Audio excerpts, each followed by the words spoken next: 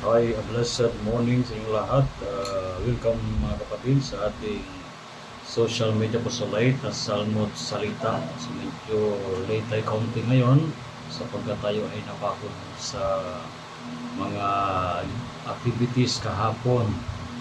Mahaba paglalakad sa panahon ng Via Crucis o Station of the Cross. Then mahaba paglalakad din sa naganap na procession ng Santo Enchero. But anyway, ngayong araw ng Sabado na tinatawag na Black Saturday o Holy Saturday, ating obserbahan ang medyo tahimik na kapaligiran sapagkat we are observing during this day the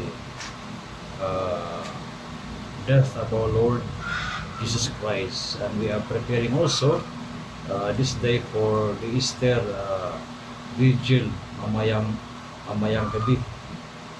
So pagdiriwang mamayang gabi, usually ginaganap ito yung oras na kung saan nag-aagaw ang liwanag at dilim, usually mga about 6 or 6:30 mga ganun mga oras, sapagkat sa mga oras na yon ay may mga mahalagang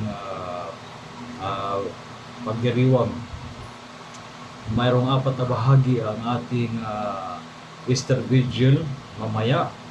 Ang unang bahagi, ito yung blessing of fire. Dito gaganapin ang pagbabasbas ng apoy, ang pagsabog ng liwanag sa dilim. Ang dilim ay sumisimbolo ng kasalanan at ang liwanag ay ang grasya ng Diyos, the presence of Jesus amidst the presence of sin in this world, ang pagwawagi ng liwanag laban sa kadiliman. So marami mga kahulugan ang mga simbolismo na ating mga tunghayan mamayang gabi. Pagkatapos ng pagbabasbas ng apoy ay ang preparation and lighting of the candle. Ito ay nasa unang bahagi pa rin ng ating pagdiriwang mamayang gabi. Pagkatapos ng blessing of fire at saka preparation of the light of the candle, kung saan kanila ay sumisimbolo kay Kristo, kaya tinatawag siyang Paschal candle. Ito ay position at ang pari ay magkachan siya the light of Christ. So ang kandila ay sumisimbolo kay Kristo bilang liwanag. At ang pangalawang bahagi ng ating pagdiriwang mamayang gabi ay ang liturgy of the word. So medyo mas mahaba ang pagpapahayag ng salita ng Diyos mula sa Genesis hanggang sa kaganapan ng mga plano ng Diyos sa pagliligtas ng sangkatauhan. At ang pangatlong bahagi, yung baptismal liturgy.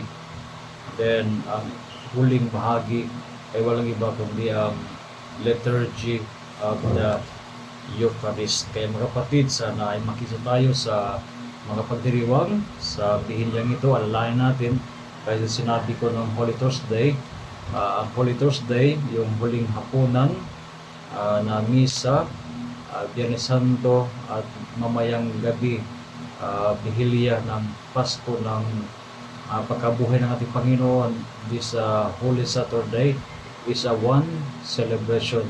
Hindi siya magkakahiwalay kundi magkakaugnay.